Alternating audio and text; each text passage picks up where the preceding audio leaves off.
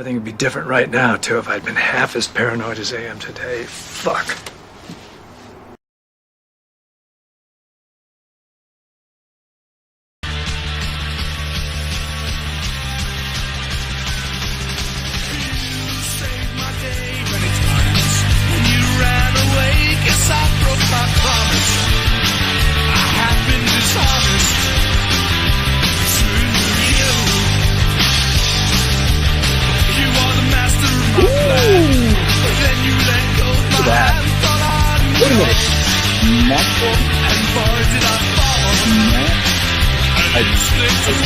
I don't know what to do with my hands. Right?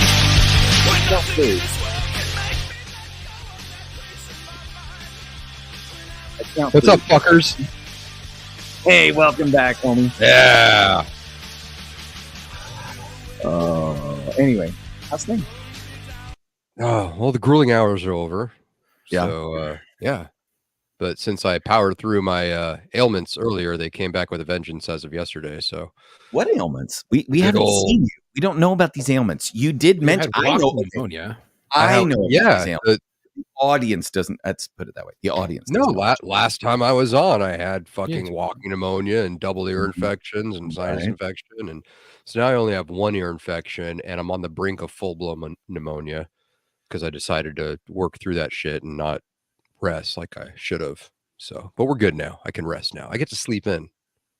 Oh yeah, yeah. You do. My wife's been taking the kid in the morning, so like today, I woke up at 11 and was on dad duty today. Yeah. Whoa, that's how dog ass tired I am, dude. Wow. Dog ass tired that you woke up at 11. Yeah. No, I know. I get it. You're never an 11. No. A.m. You're one of those 6 morning people.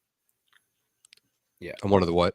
Weirdos. You're a sick morning person. Yeah. Can't wait to get back to that. But I have to take care of myself for a week or so, and yeah, I'm working regular jobs, so there we go. I'm finally getting my ankle's finally getting better, so I'm about to get back to the gym. Right in time to get ready to start a new show because I've been asked to do another show, if you can believe that. Yeah, whatever. Oh, great. Yeah. But it's not going to be as big of a time commitment, so that's nice. Anywho, Marco will be along shortly, but I thought we'd start because we have to get into this. We have a lot of stuff to cover. Yes. So, welcome to the Locker Room. I am Tom. I'm Matthew. I'm Chuck. And Marco will be here soon. Anyway, Marco's, I don't know. We can't get anybody. I swear to God, if we ever have everybody here on time, I will probably die of a heart attack. Anyway, it's happened before. It used to happen back in the good old days. We used to be goddamn early. This motherfucker. Maybe we should text them and be like, "Hey, you good? You're a little later than normal." But so I wanted to talk to our audience because this week's show is going to be interesting because we have a guest. We've had guests on Locker Room before with mixed success is the best way I can put it. We've had some interesting guests before, and especially recently. But tonight, we have a guest that he's been on the show before. He's a longtime friend of the show. He goes back to the Manstalgia days. This is a passionate subject for him, and we've been talking about this for a while, but it took some time to get the schedule together. And I feel like this is a little bit of dry subject matter for jumping on the pop culture bandwagon. Yeah. But I feel like it's going to be really hard because it's what? Oh, he froze, and that's when he fucking froze. He froze. It's really hard. It's going to be really hard. Freeze. That's what she said. I know, right? Oh, yeah. So this episode, What's gonna be hard, Matt? We wanted to put it together. Yeah, Matt, you said it's going to be really hard, and then you froze. Yeah, and then like my shit, and I was like, "Oh, my internet shit." No, I was going to say it's going to be really hard to not crack jokes during this subject matter because it's wildly inappropriate. Yeah, well, I think we're still going to That's have what to. the locker room's for. It's going to be tombstone humor, right? It has to be. You know what I mean? Gallows humor, right? For sure. Keep the levity. But a friend of the show, friend of mine, longtime friend of mine and Matt's. Matt's having some shit internet. Look at that. He looks like he's sucking the microphone off with his eyes closed. he's fucking getting that Gok 3000, dude. Anyway, so Matt needs to go tell his wife to get off Netflix or something, I guess. So tonight we have discussed this. We've taken some time to put this together because unlike the average person on TikTok who's like, "What the shit? What's happening?" Blah blah blah. We have a personal connection on this show to this subject as cops and law enforcement officers and whatnot, because we were responsible for protecting people from this kind of thing, but also because we have a friend who was embedded in this kind of thing back in the day. And so the documentary was Quiet on the Set. We've been talking about this. Matt is still fucking frozen. We've been talking about this. He's about having a friend of ours who has been on the show, who was a child actor back in the day on the show, and has some interesting connections to the documentary itself. So let's bring in our guest. And I think we are calling our guest John, because we're not very creative. And he's going on his screen name. He's going by The Kid. And if you're watching this live on YouTube, there will be no image. But I thought I would let The Kid, John, explain to us why that is. So welcome to the locker room again, or for the first time, depending on how you look at it. John, what's up? Hey guys, how are you doing? Oh, you sound great. You sound much better than good. I'm glad. It's good to see you guys. Good to be here. And yes, this is a very difficult subject. But me being me and us being us, if a joke gets cracked or something, right? then I guess it is what it is. But no, it's a very serious topic. Yeah. And so we have lots of things going on tonight with this subject. We did some prep work, right? We all went out. Right. Well, as many of us as could went out and watched the show. I watched the entire episode, 4 episodes. 4 episodes, and then they had like a bonus, like after the fact. Yeah, there's one. a fifth. Yeah, after the fact. Yeah, which had. I'm not gonna lie, I didn't watch it, but there's reason. That had some of the interview from Dan Schroeder in that was in that 19-minute interview. Yes, and then there was that, right? Yeah, Dan Schroeder, yeah. Yep. So it had some of that in there. Yeah. So we are going to be discussing the Quiet on the Set documentary. For those of you that don't know, John, why don't you go ahead and kind of fill people in on what the documentary that we are talking about is, where it came from, what it's about, and where they can find it. So if people want to try and catch up, they can. Sure. So let me start by saying that the reason that I am faceless and nameless on here in this kind of belongs to what we're talking about tonight. I have another important podcast that's coming up. I'm not sure when, and I want to do it, but the subject matter is going to be a lot friendlier than the subject matter that we're doing tonight. And so I'm going incognito. I mean, there'll be things that I say that's probably going to slip, or, if anybody really wants to find out who the kid is, then they're going to do that. Sure. But that's a part of this Hollywood problem, is people don't want to speak up because, they know that it's going to ruin the chance for any future work. So Quiet on the Set, there was also a documentary, I want to say 4 or 5 years ago, that was called An Open Secret. There was a documentary 4 or 5 years ago called An Open Secret? Yeah. And so basically, it's there it is. Children into the world into an adult place with adults that don't necessarily or even remotely know how to deal with kids. And so what you end up happening is you have little minds that are easily melded into an adult environment, and the adults, without realizing or not, end up having a major effect on these kids at the easiest. But then some of the guys in this industry have taken it way too far.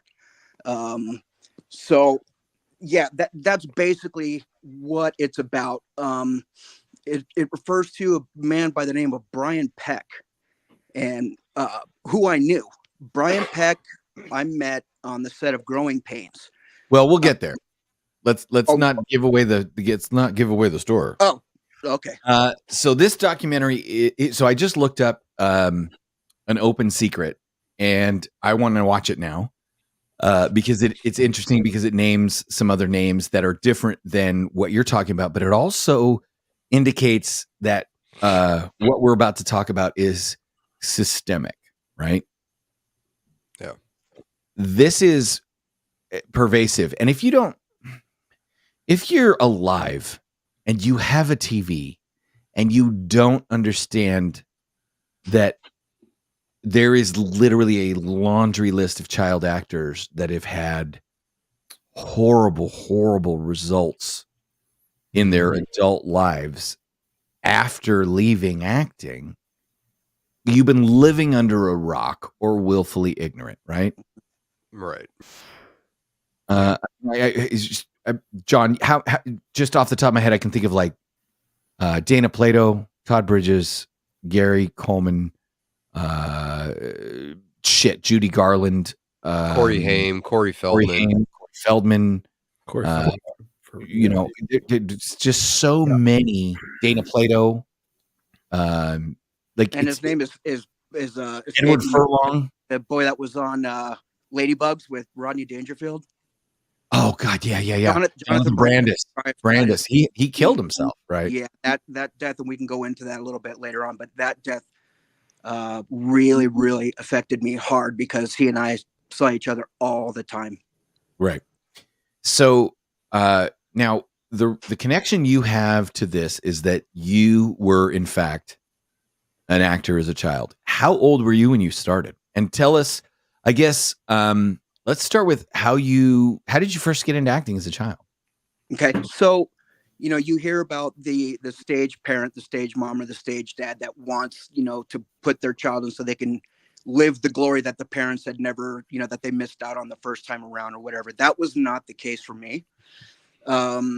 I was discovered, as they say, I was playing the accordion, and I was accompanying the piano teacher for a Christmas play. And my whole life I thought you were straight. I'm sorry. I know. I was going to say this opens up a whole plethora of doors for jokes in the future. My whole life I thought you were straight. Wow. And now I find out you play the accordion. Okay. Remember, fellas, we can't joke about this tonight. Right. Yeah. I was discovered by a mom. There was a fellow schoolmate of mine, and her mom contacted my mom and said, "Hey, this kid can perform. He's not afraid of the crowd. Would you like to get him into this industry?"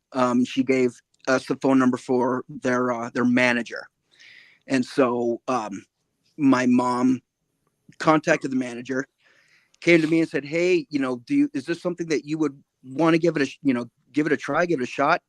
And I think I was 7, so I didn't really understand what she was talking about. But she said, that show Silver Spoons? And that was with Ricky Schroeder. Right. If you guys remember. I love that show. Yeah, yep. I watched that all the time. I wanted a car bed.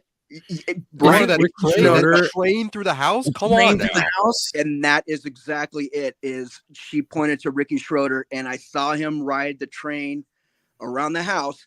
And in my mind back then, I went, yes, that's what I want to do. So I want a train in my house. Yeah, I mean that's as deep as it was for us to get started. So we met with the manager, and the manager's job was to connect me with a proper Hollywood agent. And so we did that, and I went in and auditioned for the agent, and I got the part on the first meeting. Agent is a do you guys Tracy Gold from Yep. Girl Games? Yep, and her sister Missy. Melissa Gold from Benson. Yeah, it was their dad was my agent. So Harry Gold. Oh shit. Okay. I knew your agent was Harry Gold. I didn't realize he was their dad. Yeah, he's their dad, and I mean that's a whole nother ball of wax when you're talking about adults that in that industry that were so busy they weren't paying attention to their kids. I mean, what happened to Tracy 3/4 of the way through the show? Yeah. She was, Eating bulimic. disorder. Yeah. Yeah, and it was Alan Thicke and Joanna Kearns who, became her parents and literally saved her life. So, Right. But yeah, so I had an agent and a manager. The manager was 15% of my income. The agent was 10%. So right out of the gate, no matter what I was doing, it was 25% off the top of any jobs I had. But so I auditioned for probably 9 months, 10 months, something like that, to the point where, and didn't get a gig, to the point where my mom, I remember her telling me, like, is this something we still want to do? We're talking about, me going to school for a full day. And then at the time we had like a 1982 Datsun something that did not have air conditioning. It was a miserable little car. Mm-hmm. And, my days became going to school full time. And then as soon as school's over, we're hopping in the car and we're driving from the Valley all over Hollywood, all over Burbank, Santa Monica, Culver City. And we're doing auditions, and it could be 4 auditions every single day. So, that would mean that I don't get home until 8:30 at night. So basically I'm on from, 7:30 in the morning until 8:30 at night. Mm-hmm. And so did you enjoy it? Did you like it? Like, you're a kid, right? No, I'm not talking about from an adult perspective. I'm talking about you're 8, you're 7, you're 8. Did you like it? Or were you just... It's hard to say, because at the very beginning, of course, there was nothing to like, right? Because I wasn't doing anything. But the first job that I got was a soap opera, and there was a gal that was on there by the name of I'm blanking on her name right now. Jenny from. I'll look it up. I know the soap opera you were on, so I'm gonna look it up. Yeah, she was Jenny in Forrest Gump, Princess Buttercup. Robin Wright. Thank you. So on that show, I met her, and I really think that was the first time that I went. First of all, meeting her, you go, oh wow, okay, this is different. She was. Like, I was way too young to have a crush, but she was just one of those people, where when they walk in the room, she's magical. The spotlight just follows them. Uh-huh. Yeah. So meeting her was like, okay, this is different. But yeah, I mean, then we were on the same sound stage. We were on stage 11 on in Burbank on NBC Studios. Stage 9 was Punky Brewster. Mm-hmm. So on the show that I was on, I was the only child. Meanwhile, stage 11 and stage 9 had hallways that connected them. Those were all the dressing rooms, the makeup, and school rooms and all that. So guess where I was like trying to hang out more often than not? Was over by Punky Brewster. Yeah, right. The girls' dressing room. Yeah. So then, I would show up at work. Soap operas are really difficult in that you have to learn an entire show the night before the show. So, doing a sitcom, you have all week to do a half-hour show, but soap operas is an hour a day. And so you show up in the morning, after studying all night long, you show up in the morning, you do your blocking, maybe film a scene or two. Then then you go to school with your private tutor.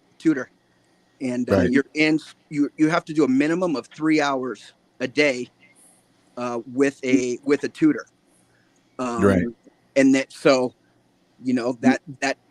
just basically becomes your life. When you're 8 years old, you kind of start looking around and you're going, okay, this feels kind of special. This feels like probably not everybody is doing this. Mm-hmm. And so at that age, you're just kind of grateful. If you guys can remember being 8 years old, I mean, there wasn't a lot of, solid thought process happening. You know what I mean? Right. Did you feel something that you did? So did you feel pressured to succeed? Like, did you No, feel like you were a financial not until- provider? Like all Yeah, that stuff? Not until much later. Okay. When I first started, I was on that soap opera for 9.5 months. Mm-hmm. And if you could imagine what 9.5 months of a salary is on a soap opera, I have no idea. you can understand where, with my mom, I was able to raise our family's standard of living much higher than it was. And I want to say, and I include my mom when I say that, because I didn't take myself out on those auditions. I didn't do all that. We were definitely a team. And we were both doing it for the right reasons. We were both doing it because we were just so innocent about it and thought, well, this sounds like an amazing Opportunity. So, Sure. So let's do it. Right. And so that's it. That's how we started.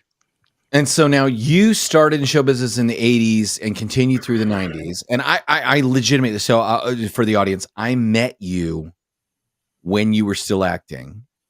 And then we continued our friendship through that phase where you kind of aged out of the roles that you were getting cast in and weren't getting cast anymore. But since you started in show business in the 80s and went through the 90s, but this documentary deals specifically with the 2000s, how does your story tie into that documentary? So, directly with that documentary is there's a guy that's in that documentary that was arrested and tried and convicted of sodomy with a child that was under the age of 16. Mm-hmm. And when I saw that, the first documentary about 4 or 5 years ago called not quite on set, it was called an Open Secret. Right. All of a sudden, I heard a name that I go, I really remember that name. And I had to sit there and think about it. And his name was Brian Peck. And I go, Brian Peck. I go, oh yeah, he. So I met him. I did 2 episodes of Growing Pains. Mm-hmm. Brian Peck, when I first started, was a quote unquote dialogue coach. Right. That's even what they say in the documentary was that that was one of his jobs was a dialogue coach. Okay. But we all spoke English. Pickle guy. So yeah, exactly. So was he helping us with our accent or what? Right. I was helping you with your line delivery ostensibly. No, I never read a line with him once. You know what I mean? Right. Well, Right. maybe he was maybe he was helping you with like some throat exercise. Fuzzy. We talked about Marco missed the meeting before the podcast. that we have to be careful and We have slightly to try to dial it down and not. I know. I think Marco has free reign to just take it as far as he can. So All I said, wait. All I said was throat exercises. Right. So as the second time when I made it on when I played on the show, Ben Seaver, he became, I guess he was Ben Seaver didn't need a dialogue coach anymore, so they didn't really have use for him. Right. So then they made him Ben Seaver's stand-in. And Okay. you're like, okay, Wait, can I ask you a question? Hold on. Time out. I've seen this man. He was in his 20s at this point. Ben Seaver is 12. Yeah. How short is How Pickle is Guy? this- Like, How is this dude in his 20s who it looks whatever? Okay, go ahead. they look Sorry. nothing alike. Nothing alike. He's brunette. Ben Seaver was, dirty blonde. Yeah. Right. So like that doesn't help for lighting. Like it literally, him being on the set made no sense. Okay. He just always had these kind of odd jobs, and they always kept him around to the point where when we would go hang out or do parties together, we oftentimes did our birthday parties as child actors. We did them together because there was just like an unspoken camaraderie of we were children, but we were adults in this very, very adult world that we were working in. And so we kind of didn't have relationships with other kids that were our age. Right. So it got to the point where when we were doing our child actor Hollywood parties, guess who was there? Mr. Peck. Brian Peck. Brian, like, and I remember thinking back then, like, what are you doing here? Like, one of those things, like, nobody likes you, dude. Like, what? Just completely did not fit in. This is around the same time that we saw those photos on Quiet on Set when he was pictured with or videoed with Leonardo DiCaprio, like being real like touchy feely, rubbing his arm and putting his hand around him and being real close to him. Was that on this show? Yes. So I was I'd already stopped being friends with Jeremy, not because anything happened, but we just went our separate ways. They brought Leo onto the show because Kirk Cameron aged out of being the teen celebrity. Right. They needed a new teen heartthrob. They need a new teen heartthrob. I don't think Jeremy quite made the cut for that. I mean, he was ready to be given the shot, but you know, watching interviews with him, I think he has put two and two together where Leo was, you know, a very, very handsome kid, where I think, you know, Jeremy just wasn't. Jeremy's a kid. He's goofy. He's funny. He's yeah, cute, he's yeah. whatever. He was, But not he set up wasn't. to be a He wasn't the teen rock. heartthrob that Right. Kirk Cameron was. Right. Yeah. Right. I mean, it's Hollywood. They want the teen idol. They want the Tiger Beat. Fuck that age. I just aged myself saying Tiger Beat. But yeah, and keeping in that and getting back to Brian Peck, when I first started working, or I became, you know, good friends with Jeremy, Brian Peck lived in an apartment about 2.5 blocks away from where Jeremy lived. And so Okay. if I can remember correctly, and you know, this was so long ago and I don't know how accurate this is, but I remember that Brian was able to help get Jeremy to the set, just kind of be that you know, that extra help that they would probably need. Not quite a chauffeur, but you know, that kind of thing, which may explain why he was always on set as well. So he just was able to he was just always working, always there. Now you sent me a picture. Can I Yeah. share this picture if I blur your face? Yes. Okay, so I'm going to share this picture because for those of you that wonder how full of shit our friend is, Trust us, he's not. I blurred our friend John's face, and if you look at this picture, you will see David Faustino, Candace Cameron. Like, you got Married with Children, Growing Pains, Full House. Brian fucking- Bonsall. From what he was in Star Trek: The Next Generation, and he was in Family Ties. There's this other kid who was in Mr. Belvedere, and Brian this was, Austin Green from 90210. yeah. And so Jeremy's in I there. asked you where this picture was taken, and tell us, because I thought this was super interesting that the where this picture was taken is totally inappropriate in itself. Can I take a stab? Go ahead. That looks like the cafe inside of the Fries at Burbank. You know what I'm saying? Close. That retro. You'll you know, as soon as he space says it, you'll be like, age. "Fuck, yes, I know where that is." Where So, was it? That is Ed DeBevics. Oh, yep. Oh, wow. Yeah. Yeah. And Yeah. so I Maybe that's believe something. with this picture, you know, it's kind of fun, is I believe this was Jodie Sweetin's birthday. Jodie Sweetin was the younger sister from Full House. Yes. Hmm. And Okay. so directly after this, I mean, we all got picked up in our individual limos and brought to Ed DeBevics that night. And that's just how life became. Then we were all limoed over to the Forum for Debbie Gibson. Yeah, Debbie Gibson concert, All dog. of us, and you know, Keep in mind, she was the Britney Spears of the day. oh Yeah, my God. yeah, yeah. Do When- you when wish you go that you into were that- alone now? I'm saying. Right. Those Tiffany When you dog. go into the Forum, Shut you the fuck know, up, dude. everybody No one knew that. buys their ticket, they wait in line and they go in. Guess Right. who got announced that we were all there? Okay, so this was like And that Dang. becomes your normal life where you no longer are the person that buys the ticket to the show. Right. You are the show. one that gets limoed in. mhm. They announce that, you know, all the child actors that are there and walking into the show. And then not only that, to end the show, the end of that night, we all ended up in the Forum Club, which, as we know, Dr. Buss built a private bar inside of the LA Forum, the arena. and there was never ever supposed to be anybody under 21 years old in that club. Right. Period. But Right. magically, It was a bar. we were all there as the after party.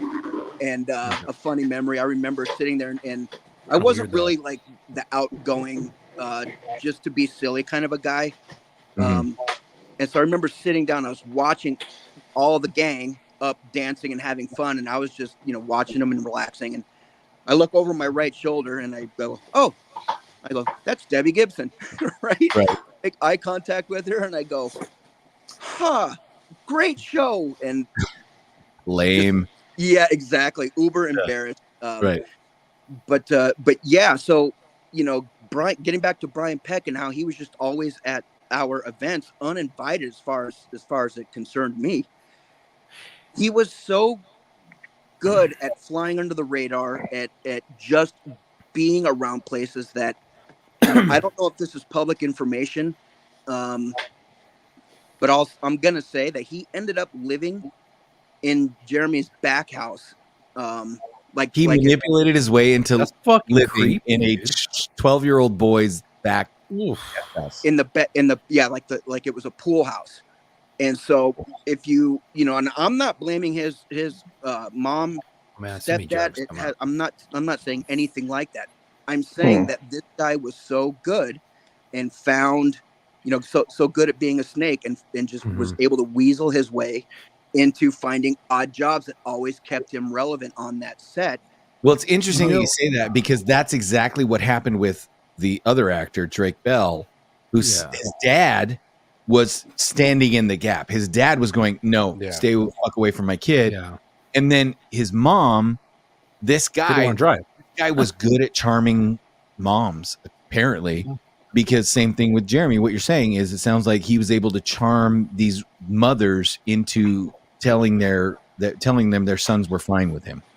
Only if they listen to When you Danzig. think about it, working on set in Hollywood, like Matt, you are now in the medical area, and you're working in the Hollywood industry, or as they call it, the biz, right? Right. Could you have a better medical job anywhere in this country right now? Like what's a step up from where you are every single day right now? Heart surgeon. Probably yeah, not much. not much. I'm Okay. ridiculously overpaid for doing that. Right. Ridiculously Exactly. overpaid. So not only are you ridiculously overpaid, but now you find yourself surrounded by the top of the top of the top of each person in their industry. Right. They're all union, so they're getting paid awesome. There's rules that are set. The people on set are attracting the most beautiful women in the world, the most talented people in the world. So, like, I was thinking about it today. How do you equate what a set is? And you don't. The only way that I can really, the simplest way that I can say it is, it's a country club with the tallest gate. And if you want to get into that country club, once you're in, anything that happens inside those gates stays inside those gates. Yeah, or you get the fuck out. Like Fight Club. No one talks about Fight Club. Right. And then, as you guys are finding out, which none of this is a surprise to me, but if you guys are finding out everything that's going on with Diddy and Usher, and that the whole charade of the sexual slavery, They're all predators. just the complete nastiness. But you got to understand that's kind of in the culture of, we're trusting you with $4 million for 6 episodes of such and such. We got to make sure that you don't misbehave. Right. We got to make sure that if we're paying you this money, that you are staying on the country club. Does that make sense? Right. So that's kind of how, I could say back then, that's kind of how this whole, how the whole thing happens. Right. So as I there was, go ahead. I was gonna say, kid, there was some things that you said, like with Brian Peck, how he was driving around that young kid, and he was even living in the back house. That's kind of his MO. He kind of weasels his way in. He drives a person around, gives the excuses. Hey, I can take him from fucking audition to thing, and that's exactly what he did with Drake Bell, and he ended up, assaulting him many different times, many different ways. Did you see any of that crazy fucking sodomy? Please. Yeah, I hate assault, because assault is like, oh, sexual assault, you slapped her on the ass. Oh, sexual assault, you grabbed him by the crotch. Oh no, he was raping that He child. fucking sodomized him. Oral cop. There was He sodomy. oral copped it. He blew like penetration by a was a foreign lot. object, forcible sodomy. Yeah, that's what you like, do in fucking like come some on. brutal stuff. That's My wife, I was Did watching you- that documentary and I saw the sections when they showed a screenshot of the charging sheet, the charging document. That's a lot. And being a cop, I looked at all those code sections, and I looked at the code sections they were charging him with, and I was like, this is not a fucking child molest. Child molest This is like, rape. yeah, this is, yeah. It's fucking like, rape. To Fucking get 15 fucking months is way crazy. different. But to only get 15 fucking months, like that's Oh, crazy. And yeah. then I don't even there's want so much let's more to not start unpack on about that. this. But But did you everybody see else's anything- credit when you're on set and you're working with people that are that elite and that everybody's at the top of their absolute game. So really, like, would you ever suspect that somebody that's on set, like you would expect that they would be vetted to some degree? Like you wouldn't even think. fuck ass It's Disney. like They like didn't I vet would have fucking expected you're that in the 20 lights, years you're ago. in, it's the most wonderful place that you could be in your whole life. Right.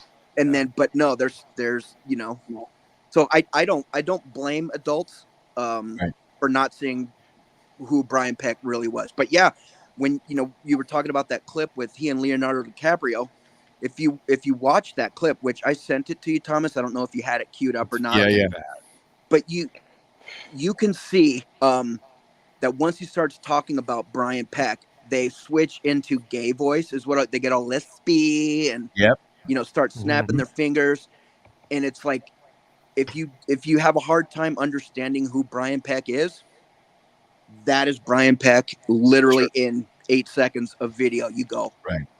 Oh, this young man is turning into gay voice, right, like on camera, right in front of Brian Peck. And that there's really no better explanation of who he was. Now, Matt and I talked about this as we watched the documentary. I think you and I talked about how we kind of broke down what they were talking about into 3 different categories, right? You've got sexual abuse, right? Legit sexual abuse.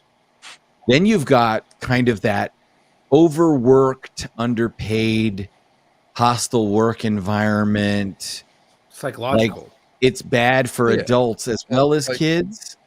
Labor law like basic labor law stuff. Right. Stuff. Toxic work environment. And I hate to use that phrase, but you know what I'm saying?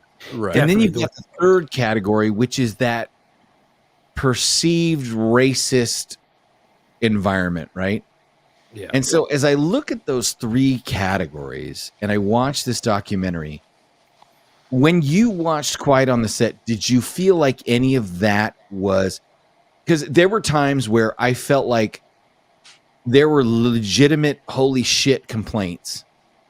And then there were some people that complained about stuff where I was like, dude, really?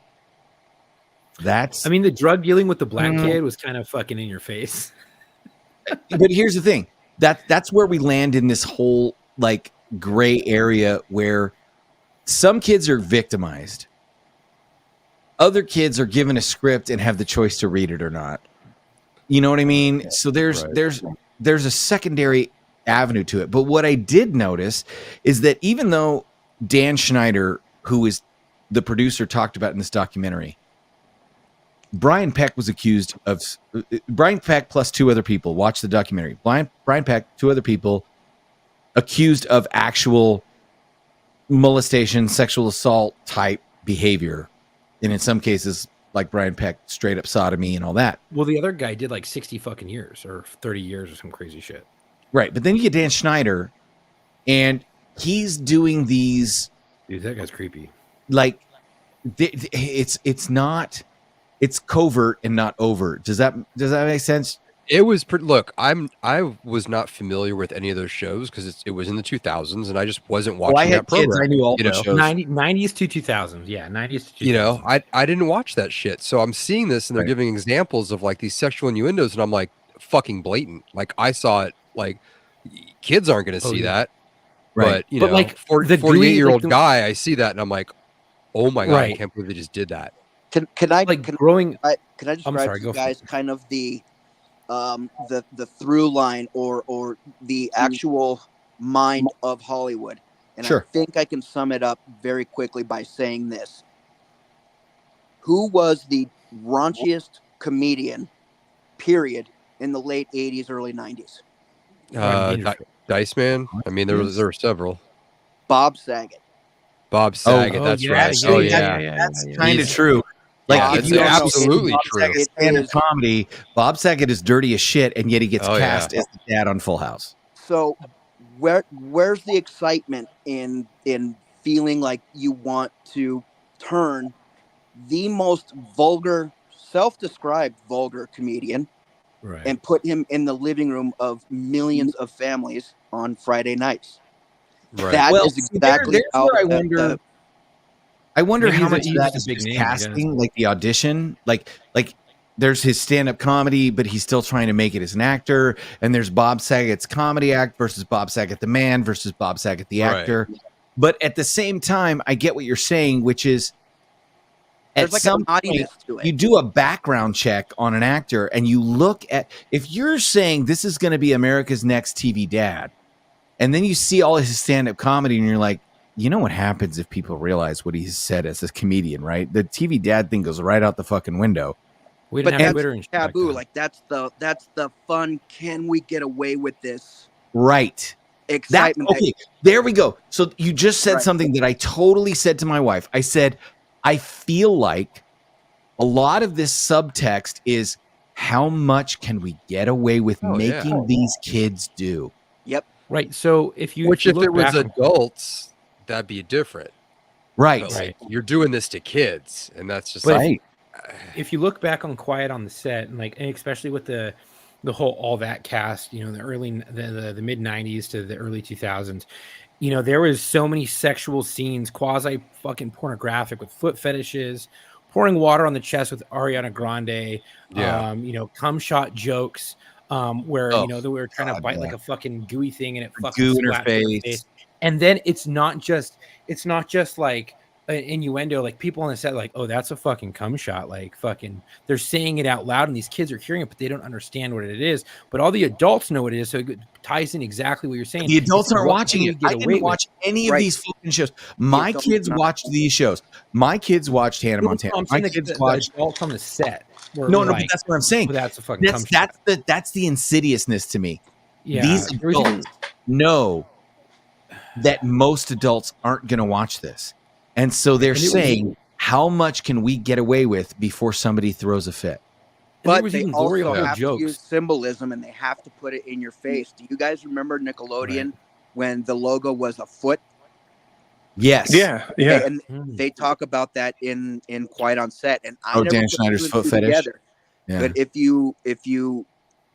if you understand that by making a foot the logo of the network, they're telling you, here's a foot fetish. Are you going to catch it or not? Or are we still going to get away with this? Tee hee. Right.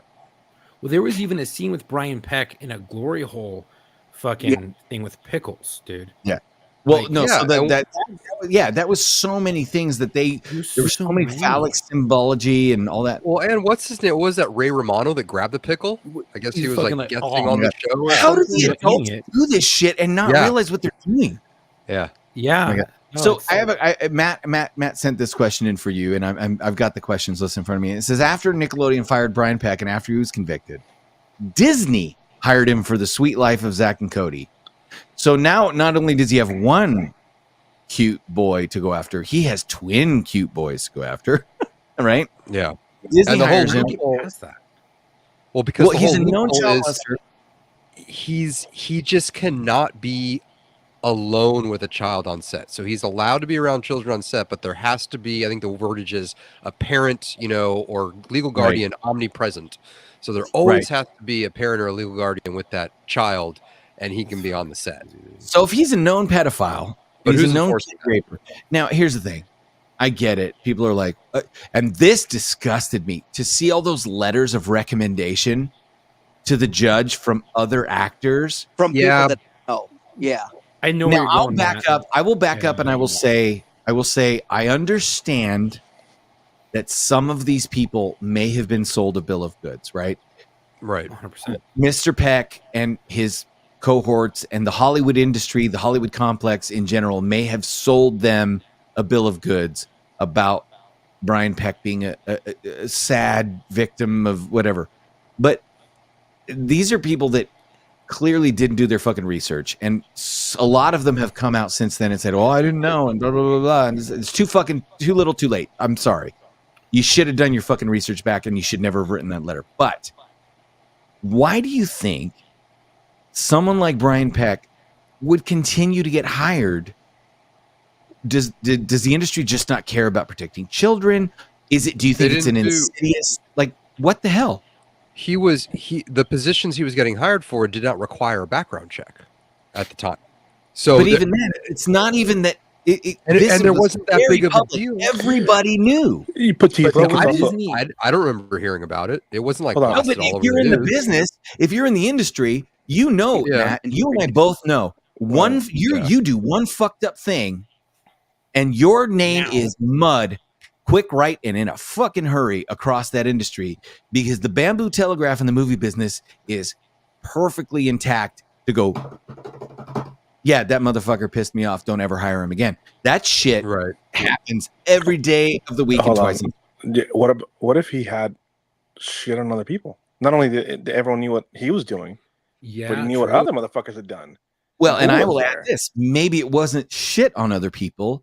Maybe it was they were like, he's one of my people and I need to protect him, right? Like, You guys, there's an Oh. unspoken darkness in that industry that that I truly don't understand, and A and B really don't want to understand it. I mean, that the reason I'm on here tonight, talking with everybody about this is because just to raise awareness to the darkness that definitely exists in this industry, and Marco, you just said, did everybody know what was going on? And again, it's like I bring it back to that country club, where if you want to get in that country club, you better Right. start saying our things and doing our things. And so, I mean, really, do I want to know why Brian Peck was brought on to Disney at that point? Like, I mean, you can kind of. do you So think it two was, plus two equals four. completely like they were trying to be willfully ignorant? Or do you think it was deliberately? They asked him. I can't. I'm not comfortable. I'm not asking you to define it and say for sure. I'm saying your gut feeling. What would you say? If I asked you, you got to put $100,000 bet on A or B. Where are you putting your bet? I don't know what Brian's talent was, so I don't know why you would bring him onto a show. Got A person it. that doesn't have talent, why are you bringing him onto a show? So if Right. he was on the set of Growing Pains for 8 years as dialogue coach, as stand-in, as you name it, as runner, as PA, as whatever he was on that set doing. He was protected. Right. Now, Chomos are everywhere, all the way to the highest of industries. Yeah, that's true. So, Chomos, chicken hawks, there's so many different words for them, but they're everywhere. Let's just put that out there. But I wanted to ask, so I found this interesting. There was some legit victim blaming going on in those letters from Hollywood elite. Like, That's what I couldn't can't comprehend. right. Like, Yeah. even though if Tried so much. you're sold a bullshit story that romanticizes or doesn't, allow you to vilify what he truly did, for them to say, "Oh, he must have been put in a position where he just couldn't help himself." It's like temptation He must have must been have been tempted. still a kid. that still- 15-year-old must have Right. seduced Yeah, the okay. penis out of him. Yeah, So like there's- holy fuck. Right. So those things were so striking to me, right? And those letters hit me so hard because this is the same crowd that wrote those letters, but also the same people that, and this is okay. The same group, and I know I'm going to be unpopular for maybe attacking the whistleblowers here. Okay. But the same group of people that they were consistently interviewing of writers, costumers, and actors that were saying, in hindsight, they were sexualizing children. In hindsight, the goo on Jeanette McCurdy's face was a cum shot. In hindsight, the 14-year-old girl holding up the coconuts to her chest was a breast reference. In hindsight, there was an actor who was smothered in peanut butter and had dogs lick it. All right. Okay. The foot fetish thing. Great. Okay. Now let's set all of that aside. All of these people interviewed in this show are saying the right thing for the documentary. Whether they believe it or not, let's just say, for the sake of argument, we all agree that what they're saying is correct. Okay. And yet, how many of these people support a drag queen named Letta Dickin reading stories to kindergartners? First of all, that's an amazing name for a drag queen. Right? Dickin. Letta Dickin. Letta Dickin. That's wow. Sorry. And I pulled pretty that one awesome. straight from no. That's not, I didn't make it up. Yeah. Straight from the headlines. Oh, no shit. Straight from oh Ooh, yeah. So what That's I'm a real saying is name. that, Let it Dickin. This scenario Yeah. is truth, is what you're saying. yeah. And so what I'm saying is how can you not see that the same community that is saying that you should not be sexualizing children on Nickelodeon is then turning around and out of their other side of their face saying that drag queen Letta Dickin braves unsubstantiated dangers to perform for children at a main LGBT event. Now, if Letta Dickin wants to go out, I mean, I've seen some drag queens in my day. I've seen a drag queen named Anaconda. I've seen a drag heard of Ozempic. I know, right? She can't afford it.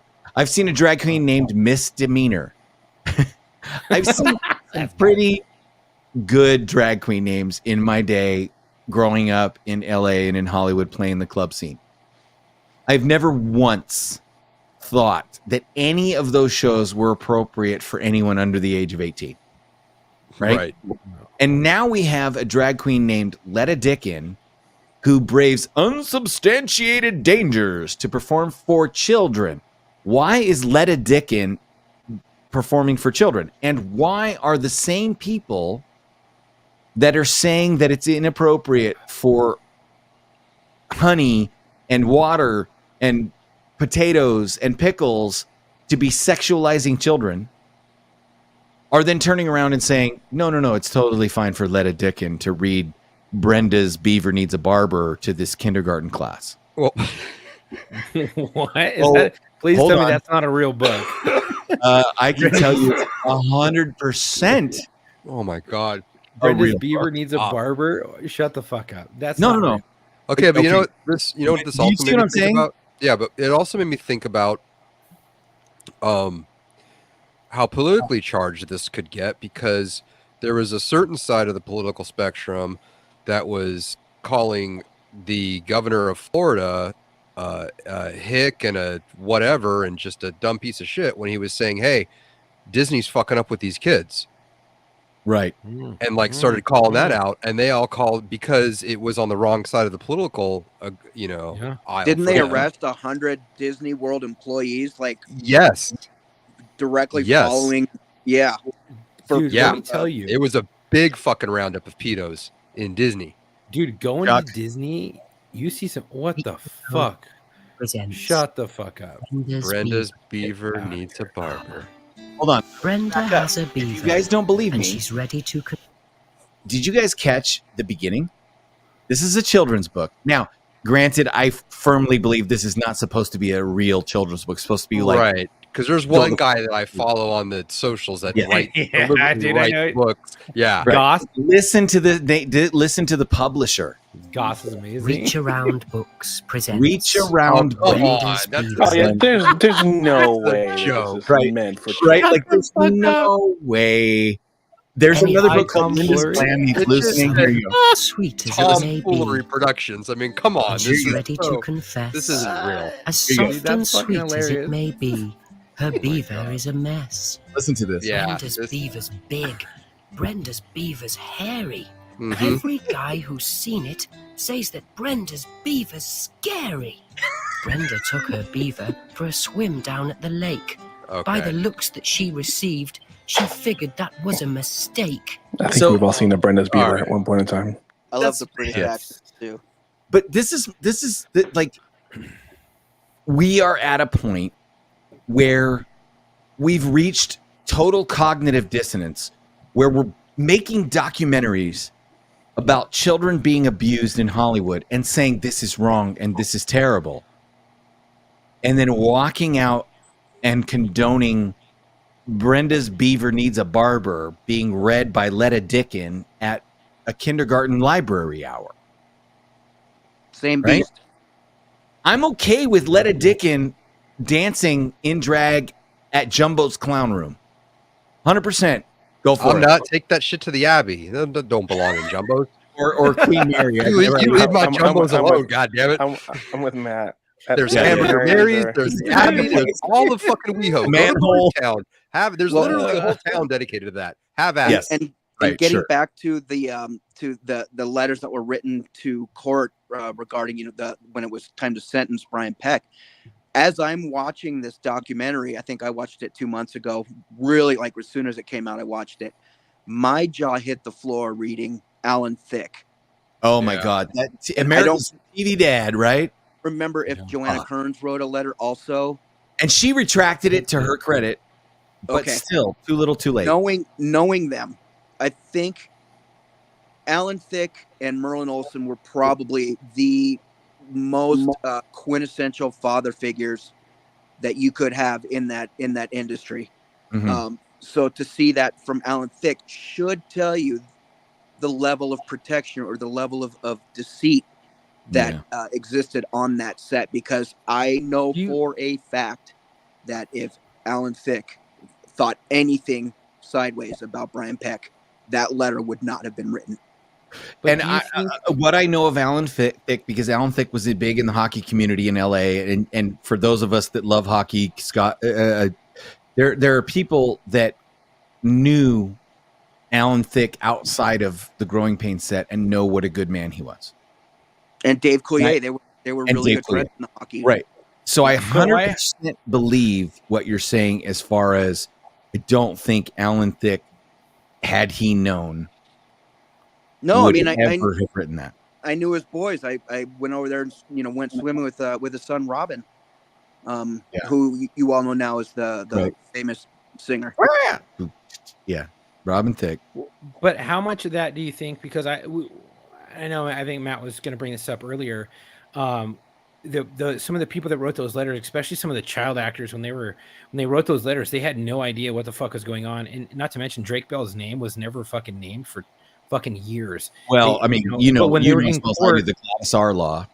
yeah, but when they were in fucking court, and they were hearing all this shit come out because they were there for support, they gave their letters, whatever, yada yada, because they were never, I guess, molested or anything like that. They gave those letters and they were sitting there listening to everything. They're like, fuck. And on a podcast later, they came out later and so like, I was on the wrong side of this the whole fucking time. And they felt bad about it later on down the road in podcasts talking about it probably when this shit came out, so how many of those people do you think actually knew the full story, not just what Brian Peck or his team had told them and asked them like, hey, this is complete bullshit. These are all lies. You know who I am. Can you write me a letter of recommendation? How much of that do you think was just smoke and mirrors? They didn't really know until later on down the road. I think with those allegations and what they wrote, he said to them, look, this kid, came after me. He wanted it. He this, he that. He seduced. He lied. He misrepresented everything because they were saying he must have been tempted. So he had to have clearly misrepresented the facts. That's the only thing I can think of. A lot of their letters said that we know Brian and we know that he feels bad and we feel he suffered enough. That's God. Don't even. That was a letter. He hasn't suffered enough until he's been pilloried and has had the shit beat out of him. Right. Well, the country club protects its own, man. Like that's really the best way that I can say. Yeah. I appreciate you coming on and talking about this. I would love to do a secondary look at this later on when we talk about some of the other issues, because there's some other stuff, and we wanted to get to this, but we don't have time. But I know I feel like we touched 5% of this topic. I know, right? Yeah. Some of the issues of racism, right? We should do a part 2. Some of the issues of racism, some of the dependency issues. I mean, for example, you see Leonardo DiCaprio having his back rubbed by Brian Peck in that video. And now you have a man who, at my age or older, is incapable of dating anyone over the age of 25. Yeah. And, well, he got one that was 27, and he broke that cycle. But that was after all the articles probably came in. He probably saw that one. He's like, I need to have a 27-year-old to change the average. Right. Yep. But here's the thing. Childhood trauma manifests differently for a lot of people. So if he's been traumatized, it's entirely possible that his trauma manifests in a way where he's unable to date anyone his own age. Well, look at Drake Bell. Yeah. Dude. He got fucking in trouble for talking to a girl who was underage, a little bit too adult-like. And the only thing I could think about, I was like, fuck, dude, that's exactly what happens when you look at it from a criminology standpoint, right? So a little bit of my degree was in criminology. And when you look at it from a criminologist standpoint, you see that these kids or these people who are sexually assaulted young, the shit carries over into their adult life. And, it taints them moving forward. And so I was thinking about that the whole time when Drake Bell got popped for, talking to this girl underage, and I read the thing and the stuff, and they're saying that a lot of it was misrepresented and it was fucking false. They didn't have the evidence to back it up, yada yada. But I'm like, bro, I think a lot of that was brought upon because he was raped as a young child, and that shit has been ingrained in him for fucking years, and that just led on to a perpetuated violence or perpetuated predatorness down the fucking road, which caused a bunch of his issues and dependency and all that other stuff. But I mean, that's a big rabbit hole to go down, but I think a lot of that has to do with him being assaulted down the road. And you're looking at Leo like, fuck, dude, something had to have happened, but he just shut his fucking mouth and didn't say anything because he's the star he is today. Well, let me ask you boys, we're out of time. Oh, go ahead. I was just going to say that I don't know, I'm not a psychologist, I'm not a psychiatrist, but there's something to be said that when you... I'm an amateur gynecologist. When you take children, you put them in an adult environment where part of the taboo-ness is turning kids into adults way too young. Something happens to child stars, and this could be in any area of life, but we're just talking about the pinnacle, right? Something now child stars have a hard time dealing with adults, and they kind of get locked. Like, I don't know if it's like they're missing their childhood. Yeah, it is. It's interesting, and I have some friends that I definitely they're forced to grow up too quick, and but then they can't relate. Right. So we lost Fuzzy, which means we can't. Oh no, he's back. Fuzzy's back. So I thought we should do a part 2, but we have to give the fans a little bit of normalcy after having such a fucked up episode. So I want to give John the kid a little bit of a chance to say some closing thoughts for this episode and ask him back for another episode so we can delve into some of the racism claims and some of those other claims about financial irresponsibility and talk about, like, would you get your kids involved in acting in the future? But for the end of the show, we have to end like we always do. This is the locker room. So are we going to do single moms, big joke energy, taxidermies, or tattoos? What should we do? Tattoos, dude, because there's some Tattoos? good ones I sent in. Okay. All right. Here we go. We're gonna remember. Scott, so for those of you that don't know, these tattoos that we have, Marco will take lead, and I will name them. Marco will take lead, and then we will grade them on concept, execution, and placement. All right. So Oh my god, here we go. Can I send you one real quick, Tom? You can send it to me, put but up- I just while sent we're it. giving John the chance to say what he needs to say at the end to close out before we do this. I'm gonna send it to your Instagram or to your Facebook Messenger. All right. So, any final thoughts on this episode before we have a part 2 at some point? When I talk to people about child actors, I try to stress to everybody that the word compassion, because even though what looks like to the to normal people that child actors have it all, all the money, all the fame, all of this, well, along with that comes all the problems. So a level of compassion towards child actors goes a long way. We're kind of stuck in a there's nothing else that we can do once either we're done with the business or the business is done with us. Sure. Real quick example is Willie Ames, who was Buddy on Charles in Charge. Yep. I remember that he did an interview, a couple years after the show, and he was a bait, like you go on a fishing boat, and he was the guy that would bait your hooks. No joke here. And the people on the boat. There's a joke here. Yeah, no. So I'm saying there's no joke. The people on the boat looked at him and started laughing. Like, wait a second, you're a famous actor. What are you doing putting fish on my hook? Like, he was a masturbator. And the thing is, shit. No, I missed that one. Yeah, was there, but I missed that. I'm so sad at myself. But I liken it to this: astronauts train their entire life to go to the moon. When they go and they come back, what is there left for them to accomplish? Well, they just go to a water tank. They drink is exactly what they do. Yeah. Now, that's 40, 50-year-old men and women. Take that same exact scenario and you put it into the lap of a 10-year-old. What does a 10-year-old do that is more of a pinnacle of success? Yeah. They, you get to work at Target. That's supposed to. You guys understand what I'm saying? Yep. So any future success that these kids might have had pales in comparison, and therefore all these kids feel like they will never measure up. And I'm speaking from experience with this because I still battle that feeling all the time. Yeah. Well, speaking of the pinnacle, this is the pinnacle of tattoo success. Because I need to know. Oh, go ahead. Is that because they were exposed to so many fucking traumas when they were young? Repeat the question. Is that because they were exposed to so many traumas when they were young?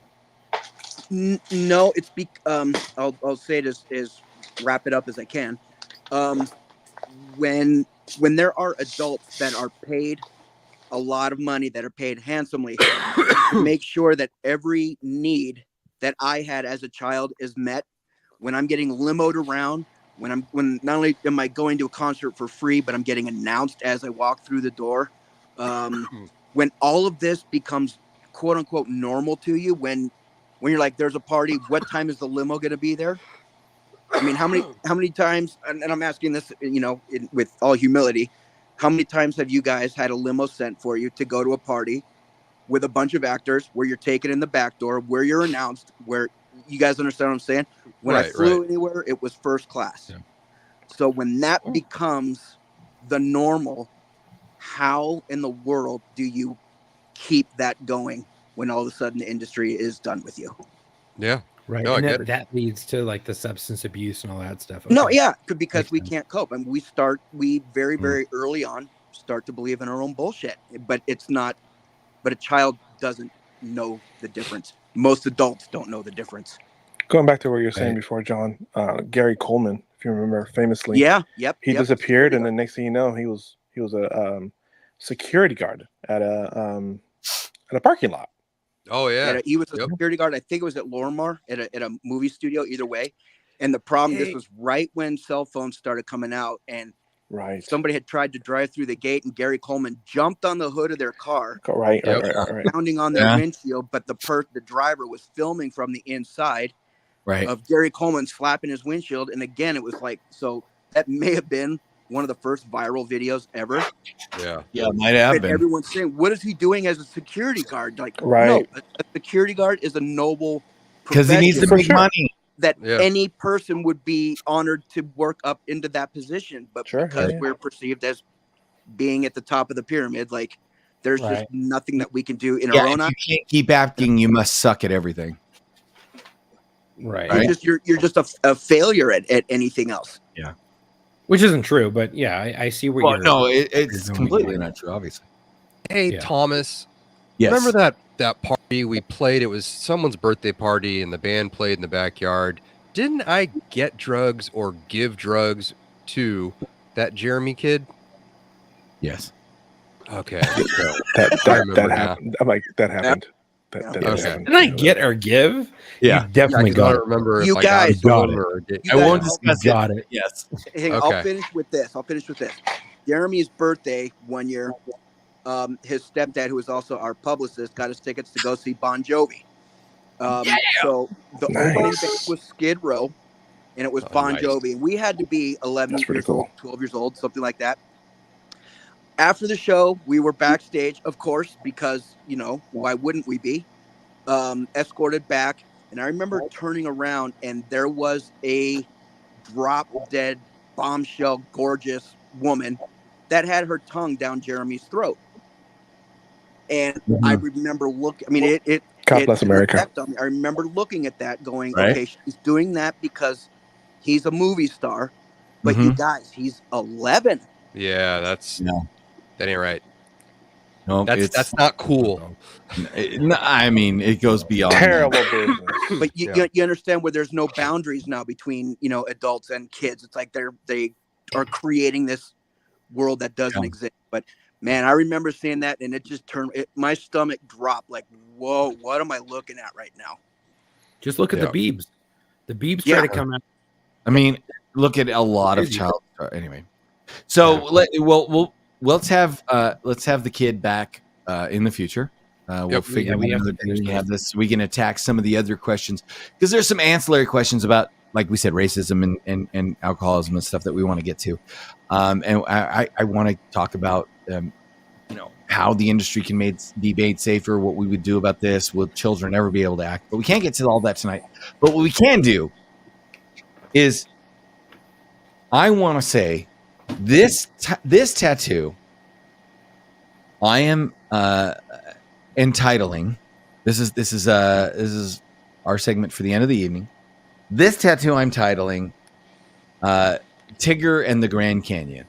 Oh boy. Ooh, Tigger- just real quick, What? Marco. Yeah.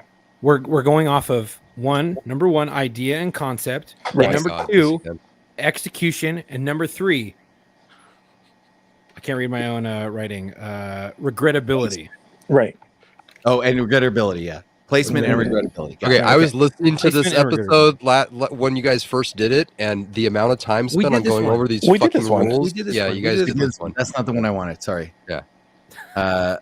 Okay, so this Oh is my god, what are you looking at, dude? Holy fuck! Waterboarding You are on kids or so what? many lists. You are on so many watch lists. Are you fucking waterboarding kids? this is all our podcast content, Doug. All right, here we go. We're calling this Batty Bat. Bro, that's fucking good. That's Fernan Gully right there, dude. Hold on. Okay, so Mark, let's talk. This looks like it's the calf. And That's Listen, really describe what we're looking at. I'm Describe impressed. what This we're is looking at. super clean, and Right. it's multi styles. Yes, it's multi. So describe what we're looking at. We're looking at a bat that is a bat that is A actually bat, and it like an animal. looks like a fruit bat fruit bat. that's Yeah, like big old wrapped up in fucking like ears. a snuggie. It's like wrapped up Yep. in a throw blanket, and That it looks like like tacos with on it. It looks pierogies like empanadas. like empanadas. Empanadas. Empanadas. It's Like like a- empanadas, bro. Wawa, bro. Gyoza. It was It could be drinking with- calzones, depending on the size. It looks like he's drinking a hot cup of tea with a little heart Yeah. on the cup. Fucking Right. amazing. Look how Looks a little even that. hooks. Looks look just how even happy that and outline innocent. is, guys. That outline is sculpted. There's not Is it one that needle. There's hard not. black. That hard black is Yeah. Ooh, That Yeah, hard it's black. cool. Holy shit. It's sculpted. It's like, and Zoom it's in on that, not, Thomas. Right. and it's not one pass, and it's not like you do outline, and then fill it in, because you would see the marks. I mean, this is actually done So very, let's go with very well. execution. What do you think execution score it? So execution. 1 to 10. 1 to 10. Man, I have to give this like a 9, maybe like an 8.5. 8.5. Fuck, Yeah, yeah, okay, that's five. good. All right. So- 8.5. a bat in a blankie with a cup of tea. So, dude, the concept is this is funny. The concept, because of like how the fuck do you come up with this? 1, 2, the fact that you decide to do it in 2 different styles and execute them both correctly. Oh, again, the concept is like a good If you 8, ask 8.5. ask It's me, that's definitely a not because- Conversation that's not because starter. She returned the other way because bats sleep upside down. So I'm calling bullshit on this one. Well, It just woke up. Clearly, it's still in its blankie and it's It's getting getting its out of morning bed. cup of coffee. Yeah, this is true. All right. I mean, Regrettability. I'm going to say 0. 0. Zero. This is there's you purpose wanted to this, all of this. you There's purpose wanted to all of this. you will Yeah, always yeah, have you- a conversation because of this. Someone's Yes. gonna ask There's you, a what is story, the story behind behind this? that. Yeah, there's a story Right. behind it. Explain Somebody grew up in a yourself. place. Somebody for grew up with plates with bats and maybe Nana's Hey, how's house. it going? My name's Matthew. Can you tell me what the fuck's going on with your tattoo? There you go. Like that's how. Like So overall, right. we're looking at I need to know the story. All right. This one we'll call a loving hand. Oh, by the way, tattoos that I did going on regrettable tattoos. I think it was like regrettable tattoos on Instagram. Oh, this is gonna be great. I was kind of proud, actually, to be honest with you. This one, it actually kind of ties into our episode tonight. It's called All right. A Loving Hand. A loving hand. Oh boy. Oh my god. Okay. Yes, dude, I can't wait. Pull that bitch up. Yes, dude. Oh, I've Yes. seen this. I was tagging this. The fact that you just had to tie it into tonight's content. You just fucking had to. You just couldn't leave it alone, could you? this one's actually called Closing Time at Neverland. At Neverland Ranch. Excuse me. Neverland Ranch. Closing time at Neverland Ranch. Yeah. Okay. Yeah, right. What is Closing time wrong? never Like ended. that's. Oh, why? The people problem listening. is okay. Okay, describe what we're looking at. We're looking at a toddler's hand, a Black and gray toddler's tattoo. hand, black and gray. So it's supposed to be on the more realistic size of a toddler's hand holding a father or mother's. It's supposed to be hand. Thumb. It's supposed to be that's It's the a thumb. problem. Yeah, it's a thumb. Is they did the thumb. right? They did the Yep. thumb. But the problem is, this should have never been placed on the wrist. It should have been placed higher up where you can do the rest of the hand so you can see that it's not a fucking flaccid penis. It looks like a midget rubbing the shooting star off of a gnome. What if it's a midget holding a The dick, thumb looks dude? like a dick, and the baby hand looks like a midget grabbing it. You know, Looks like can I confess ahead. something? Go ahead. Yes. Up until You you would- brought you it would to have my this- attention, I still Yeah. was looking at it as a penis. And then as soon as you said thumb, I was like, oh, that is a thumb. Wait, you saw this was a So tattoo the of whole a- time I was still like, this is so wrong. This is so wrong. There's nothing- And that there's poor nothing- fellow has a really small penis. There's Oh. there's nothing good about this tattoo. Like, okay, let's No. break this down. Okay. The execution is poor. You got to The get another execution- tattoo above it that says it's a thumb, and then you'll be good. Why The is this concept, wrong? I the don't concept understand is the concept is bad. The concept drawing is bad. It doesn't read well. It reads like a fucking again like it looks like the Yeah. like the Stay Puft Marshmallow Man is jacking himself off. That's what it looks like. Bro, if you have to go into some negatives. I'm sorry. Go into negative score if you need to. Yeah, you can negative score things. Yeah, I mean, this is like straight zeros across the board, all the way across. I mean, because it's not even like it was. No, it was the done really well. regrettability factor is a 10. This is an instant regrettability factor. The regrettability factor is you go home because you know what the picture was that you brought in, and you're like, "Fuck yeah, I got it done," and then you post it, It's that and as first soon as you reaction. post it, yep, The as soon first as reaction is- your comment section blows up. So I'm gonna say that the next morning you're gonna regret it by the next morning when you wake up and you see the fucking 120 comments of people be like, dude, why'd you get a fucking gnome jacking off, a garden gnome jacking off your fucking arm? Yeah, for sure. Yeah. Okay. Yeah. Nothing about that is good. Okay. So we have one more, and I don't even know. Like, I know what I would score. I don't even know what to do with this shit. Here we go. Just put it out there. Just put it on the world. All right. I don't even have a name for this. It's okay, dude. It's all right. Just roll it. Just roll, what? I don't even have a name for this. So please describe what we're looking at. 101. Yeah. What? Okay, so this is a torta take on a classic sailor tattoo. This is a classic sailor tattoo? This is an abomination of the naked pinup. The naked pinup is the topless pinup is a classic, okay, I get the classic topless Sailor pinup. Jerry, broken blackie tattoo. Sure. That I get all that. And then what you have is you have a Chicano version of it where somebody wanted a torta. Someone wanted a torta, so basically thick in all the right places. But this person obviously he did a nub for a hand. The boobs looks like they're fucking ski lifts. You know what I'm saying? And there's no commitment to the face because he's like, this is supposed to look. She's gonna be looking the other way. No, this tits in the clouds. Yeah, titties in the clouds. Look, basically, he's like, this fool was like, all right, I wanted to kind of look like my hyena right now, but if I break up with her, I want to all the other, be like whatever the thick chick. Right, I don't want people to be able to recognize her. No. Okay. Well, I think we're at the end of the episode because we've gone literally way longer than we've ever gone. Sorry. We have some things to deal with later. We got some fun stuff coming up. We don't have time to get into that shit. Nope, we don't really have time. Kind of. I'm about to hit the button. You got to hurry up. So, John, are you willing to come back after us? Being so sacrilegious about this conversation. I am, and it's really because I just want to bring awareness. So whether it be through, our humor, whatever it takes, I just feel I feel very good about spreading the word about child actors being in a profession that children just should not be in. And would I put my child in? No. Oh, no, save that. I want to ask you later. Save that. Well, save that. Yeah, no. I mean, I think people can figure it out, but yeah. All right. So, it's been fun. Matt, welcome back. Thank you. Good to be back. Marco, on the regular schedule. You had a late night. Dude, I was stuck. I was stuck behind the longest train I've ever seen in my life. But anyways, Locker Room Podcast. So she's like, pulling that train? Valuable time. What? Were you pulling that train?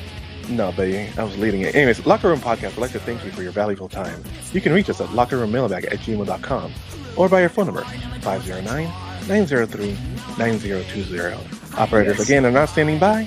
We will not answer the phone, but if you leave us something funny enough, we may or will call you during our recording session.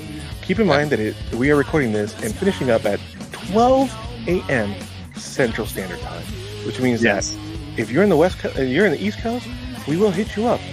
We'll wake your ass up. We are ruthless that way. Be sure to tell us about our OnlyFans, dude.